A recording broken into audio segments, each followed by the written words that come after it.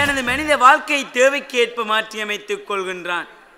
அந்த வகையில் மனிதன் விலங்கோடு விலங்காக வாழ்ந்த காலத்திலும் கூட அவனிடம் கூட்டுறவு உணர்வும் காணப்பட்டது என்றால் அது மிகையாகாது.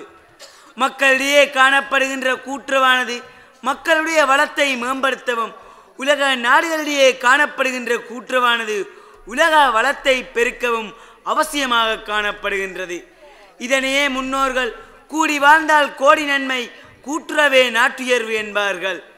காலத்திற்கு காலம் மனிதனால் உருவாக்கப்பட்டு வந்த நிறுவனங்களில் கூட்டுறவு சங்கங்களே உயர்வான கொள்கைகளையும் தனித்துவமான அம்சங்களையும் கொண்டதாக அமைகின்றது.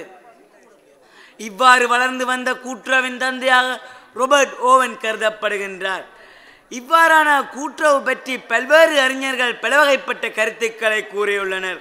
உதாரணமாக ராபர்ட் ஓவன், லெனின், லோக்லே, மகாத்மா காந்தி, ஆப்ரஹாம் லிங்கன் போன்றோரை கூறலாம்.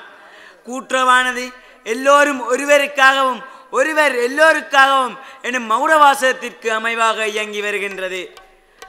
கூட்டுறவு விருட்சத்தின் ஆணிவேராக அதன் அங்கத்தவர்கள் காணப்படுகின்றார்கள். ஆணிவேர் மூலம் உருவான கூட்டுறவு விருட்சமானது உலகளாவிய ரீதியில் பல கிளைகளாகவும் சங்கங்களாகவும் உருவெடுத்து காணப்படுகின்றது. அவ்வாறு கூட்டுறவின் தோற்றமானது 19ஆம் நூற்றாண்டில் 1844ஆம் ஆண்டு ஐரோப்பா கண்டத்தில் இங்கிலாந்து நாட்டில் ரொச்டேல் சமத்துவ முன்னோடிகளினால் உருவாக்கப்பட்டது. இவர்களாலேயே உலகளாவிய ரீதியில் முதலாக கூட்டுறவு கொள்கைகள் வகுக்கப்பட்டன. ரொச்டேல் சமத்துவ முன்னோடிகளின் கூட்டுறவு கொள்கைகள் 8 ஆகும். 1. பொதுவான தடையற்ற அங்கத்துவம். 2. ஜனநாயக முறையில் அமைந்த நிர்வாகமும் கட்டுப்பாடும். 3. சந்தை விலைக்கே பொருட்களையும் சேவைகளையும் விற்பனை செய்தல். 4. மூலதனத்திற்கு மட்டான வட்டி வழங்குதல். 5. உடன் பணத்திற்கே விற்பனை செய்தல். 6. லாபத்தில் அங்கத்தவர்களின் ஆதரவுக்கேற்ப தள்ளுபடி வழங்குதல். 7. அங்கத்தவர்களின் கல்விக்கு முக்கியத்துவம் அளித்தல். 8. அரசியல் விடயங்களிலும் சமய நிகழ்வுகளிலும் கோஷ்டி சேராத நடுநிலைமையை பின்பற்றல் போன்றவையாகும். கூட்டுறவானது தனி மனித வாதத்திற்கு எதிராக தோற்றம் பெற்றாலும் தனி மனித முயற்சியை நசுக்காது செம்மையான வழியில் இட்டுச் செல்வதை ஊக்குவிக்கின்றது. முழு சமுதாயத்தின் நலனையும் தழுவி நிற்பதே கூட்டுறவாகும். இக்கூட்டுறவின் நாணிவேராக அதன் அங்கத்தவர்கள் காணப்படுகின்றார்கள். இதன் அடிப்படையிலேயே 1967ஆம் ஆண்டு கூட்டுறவு கொள்கைகள் வகுக்கப்பட்டன.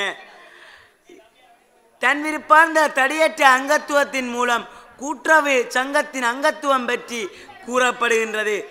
அங்கத்துவத்தில் 2 அங்கத்துவம் காணப்படுகின்றது. ஒன்று தன்விருப்பார்ந்த அங்கத்துவம், இன்னொன்று தடையற்ற அங்கத்துவம்.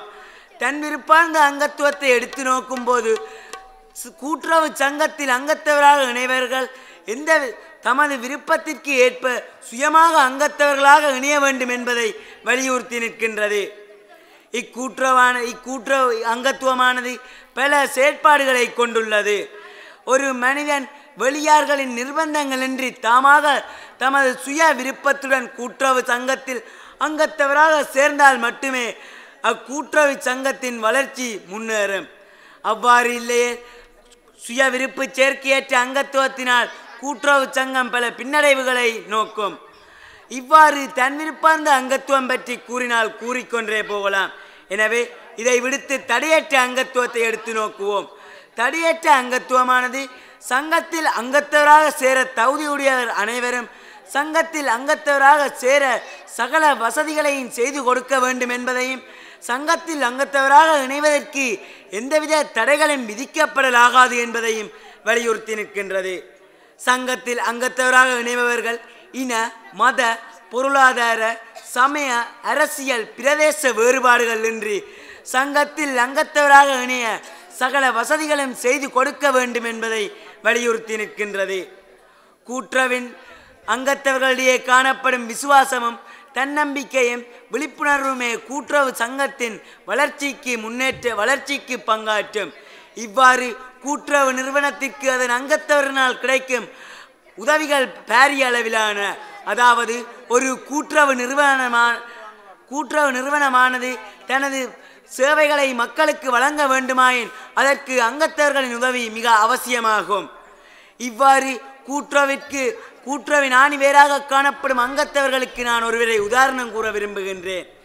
எமது யாழ் மண்ணில் இன்று கூட்டுறவு பரந்துபட்டு பல சேவைகளை வழங்கி வருகிறது என்றால் அதற்கு காரண கர்த்தாவாக திகழ்பவர் அமரர் விஸ்வலிங்கம் வீரசிங்கம் ஆவர். இதில் குறிப்பிடத்தக்க விடயம் என்னவெனில் இவரும் முன்னொரு காலத்தில் கூட்டுறவு சங்கத்தின் அங்கத்தவராகவே காணப்பட்டுள்ளார். எனவே நான் இறுதியாக கூறுவது என்னவெனில் கூட்டுறவு விருட்சத்தின் ஆணிவேர் அதன் அங்கத்தவர்களே ஆவர் என ஆணித்தரமாக கூறி விடைபெறுகின்றேன். நன்றி.